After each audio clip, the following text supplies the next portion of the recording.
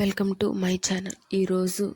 ఈ రోజుల్లో మనం ఒక విషయం గమనించాలి. పిల్లలు పెరుగుతున్నారు కానీ బాల్యం మాత్రం తగ్గిపోతుంది. అప్పట్లో పిల్లలు బాల్యం ఎలా ఉండేది? స్కూల్ అయిపోగానే ఇంటికి వచ్చి బ్యాగ్ వేసి బయటికి పరిగెత్తేవాళ్ళు, మట్టిలో ఆడేవాళ్ళు, స్నేహితులతో గొడవ పడేవాళ్ళు, మళ్ళీ 5 నిమిషాల్లో కలిసేవాళ్ళు, క్రికెట్ ఆడేవాళ్ళు, చెట్లు ఎక్కేవాళ్ళు, కబడ్డీ ఆడేవాళ్ళు, సాయంత్రం అయ్యే వరకు నవ్వులు, అరుపులు, ఆట. ఇప్పుడు బాల్యం ఎలా ఉంది? School, tuition.